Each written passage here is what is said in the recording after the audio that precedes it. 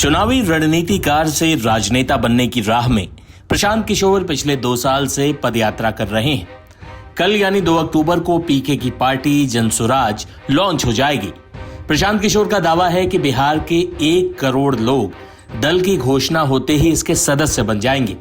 प्रशांत किशोर की पार्टी के राजनीतिक मैदान में आने का असर बिहार के सियासी बयार में साफ दिख रहा है। पीके विपक्षियों पर हमलावर हैं और विपक्ष पीके पर। इस बीच जमीन पर प्रशांत किशोर एक चर्चा का विषय तो जरूर बने हुए हैं। पीके ने अपनी पार्टी की लॉन्चिंग से ठीक पहले क्या कहा, सुनिए। अक्टूबर आने ही वाला है, पॉलिटिकल पार्टी में आप लोग टर्न आउट होने वाले हैं। क्या होगा, कैसा स्ट्रक्चर होगा जनस्वराज का? क्या ये एक पॉलिटिकल रेवोल्यूशन होने वाला है बिहार में? क्या कहेंगे इसके बारे में आप? नहीं, रेवोल्यूशन की तो कोई बात नहीं है। जैसा मैंने बताया है कि जनस्वराज अभियान के शुरुआत में ही ये कहा गया था कि एक इसका महत्वपूर्ण पड़ाव, एक महत्वपूर्ण उद्देश्य ये है कि बिहार में विकल्प के अभाव में जो पिछले 25-30 सालों से लोग मजबूरी में लालू जी के डर से भाजपा और भाजपा के डर से लालू जी को वोट देते रहे हैं, वो मजबूरी, राजनीतिक बंधुआ मजदूरी खत्म हो। इसके लिए ज़रूरी है कि बिहार के लोग मिलकर एक बेहतर विकल्प बनाएं। और वो विकल्प जब बने तो वो विकल्प किसी व्यक्ति का ना हो, जाति किसी परिवार का ना हो, बल्कि बिहार के उन सारे लोगों का दल हो जो मिलकर इस दल को बनाना चाहते हैं। तो 2-2.5 साल के बिहार के इस अभियान के एक चरण की एक तरह से आप समझिए कि समाप्ति हो रही है और उसका प्रतिफल है कि 2 अक्टूबर को बिहार में 1 करोड़ से ज़्यादा लोग मिलकर इस दल का नींव रख रहे हैं। 2 तारीख को दल की घोषणा, औपचारिक घोषणा होगी, दल के नाम की, दल के संविधान की और उसके प्रावधानों की, और दल के साथ साथ दल के लीडरशिप की। क्योंकि जैसा कि मैंने शुरू से कहा है कि मुझे दल का नेता नहीं बनना है, तो और दल का नेता उसको बनाया जाएगा जिसको बिहार की जनता नीचे से, जो 2-2.5 साल हम लोगों ने प्रयास किया है, समाज में बात करी है, तो जिस किसी को भी समाज ने चुना है, जिस किसी को भी लोगों ने बताया, जिस किसी ने भी समाज में वो परिश्रम पराक्रम काम किया है, उसके आधार पर उनका सिलेक्शन हुआ है। 2 तारीख को आपको दिखेगा कौन लोग चुन कर आए। आपकी भूमिका क्या होगी? आप कह रहे हैं कि आप ना अध्यक्ष रहेंगे ना कुछ रहेंगे। हमारी भूमिका, देखिए, सबसे बड़ी हमारी भूमिका इससे जुड़ी हुई कि सबसे बड़ी चुनौती क्या है।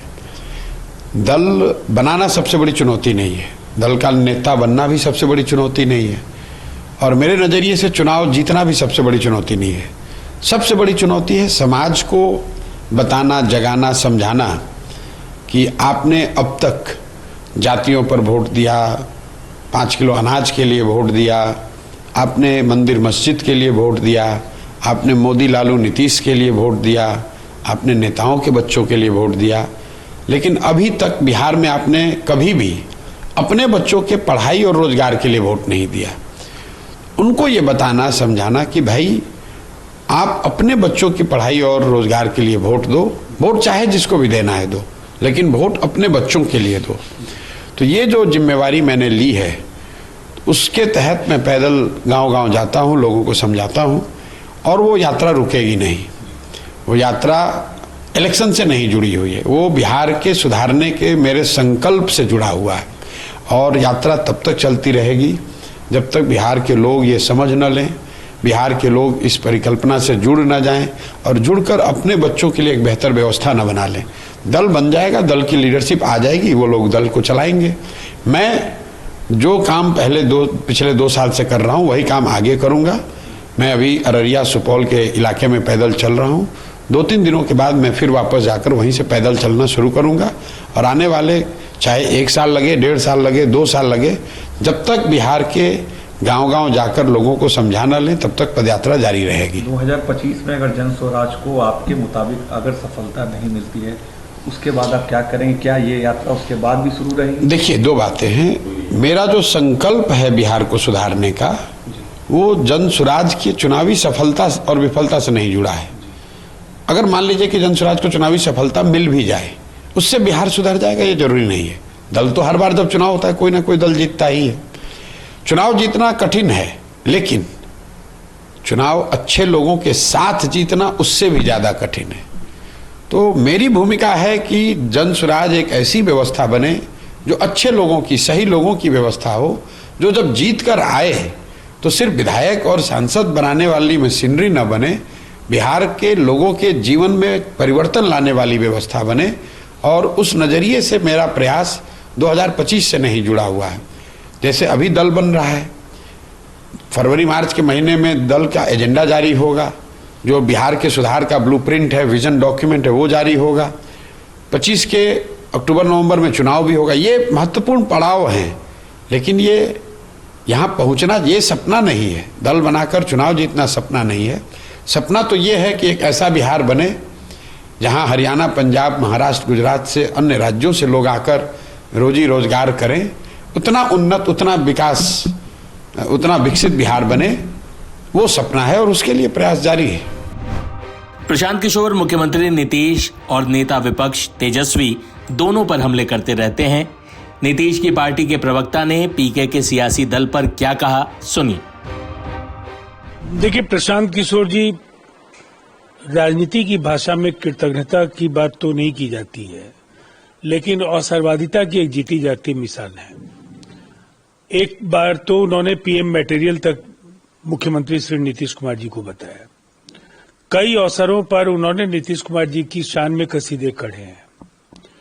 और ये सच है कि आज जो भी वजह हो, आज उनके जो बयान हैं बेहद निम्न स्तरीय हैं और इनका संज्ञान भी लिए जाने की स्थिति नहीं है।